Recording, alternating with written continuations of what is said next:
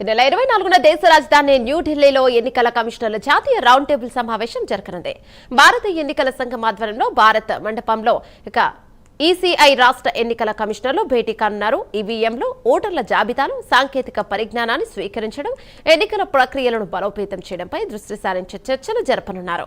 మరిన్ని వివరాలు మా నేషనల్ బ్యూరో చీఫ్ కళ అందిస్తారు. రైట్ కళ, చెప్పండి.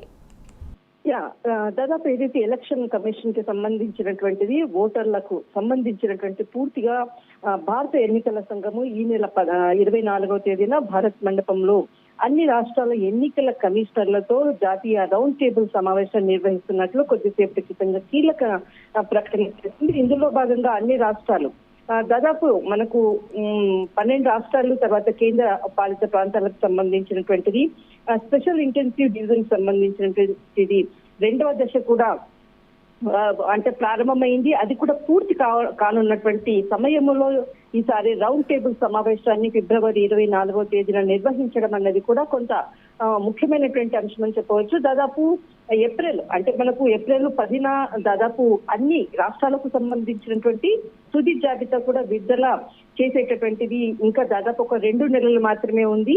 ఇందులో భాగంగానే మొట్టమొదటిసారిగా ఇక్కడ మనకు రాష్ట్రానికి సంబంధించినటువంటి ఎన్నికల అధికారులతోటి, కమిషనర్లతోటి కీలకమైనటువంటి రౌండ్ టేబుల్ సమావేశం నిర్వహించడం అన్నది చాలా ముఖ్యమైనటువంటి అంశము.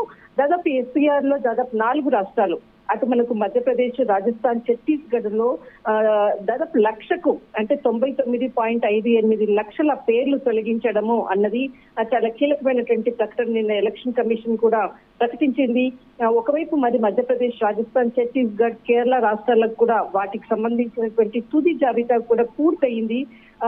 ఇటు ఎన్నికల సంఘం ఈ నెల నిర్వహించేటటువంటి 24వ తేదీన నిర్వహించేటటువంటి జాతీయ రౌండ్ టేబుల్ సమావేశంలో కూడా దీనికి సంబంధించినటువంటి పూర్తి సమాచారాన్ని కూడా ఆయా రాష్ట్ర అధికారులతో కూడా చర్చించి దీనికి సంబంధించినటువంటి అంటే అటు ప్రతిపక్షాలు కూడా విమర్శిస్తున్నాయి. అంటే ఓటర్ల సంఖ్యపై ఏకంగా అంటే తీసివేయడంపై, తర్వాత దీనిలో లోటుపాట్లపై కూడా ఏకంగా మనకు పశ్చిమ బెంగాల్కి సంబంధించినటువంటి ముఖ్యమంత్రి మమతా బెనర్జీ స్వయంగా సుప్రీంకోర్టులో వాదనలు వినిపించినటువంటిది కూడా చూసాము. ఇందులో భాగంగానే అనేక రాష్ట్రాలు కూడా దీనిని లేవనెత్తుతున్నాయి. అటు తమిళనాడు ఎన్నికలు జరగబోతున్నాయి, ఇటు కేరళ, ఇటు వెస్ట్ బెంగాల్ చాలా ముఖ్యమైనటువంటి రాష్ట్రాలు.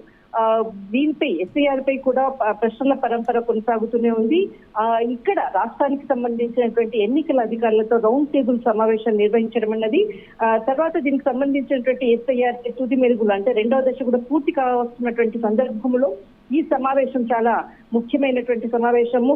ఇందులో తీసుకునేటటువంటి ఈవీఎంలు, తర్వాత ఓటర్ల జాబితా, సాంకేతికమైనటువంటి టెక్నికల్ ఇష్యూస్ అయినా కానీ టెక్నికల్ గా ఏ విధంగా వారికి అంటే ఏ రాష్ట్రాల్లో ఎన్నికలు జరుగుతున్నాయి వారికి సంబంధించినటువంటి పూర్తి సమాచారాన్ని ఇచ్చే విధంగా కూడా దీనికి ఎస్ఐఆర్ సంబంధించినటువంటి అనేక అంశాలపై కూడా రౌండ్ టేబుల్ సమావేశం జరగబోతుంది ఫిబ్రవరి 24వ తేదీన ఢిల్లీ వేదికగా.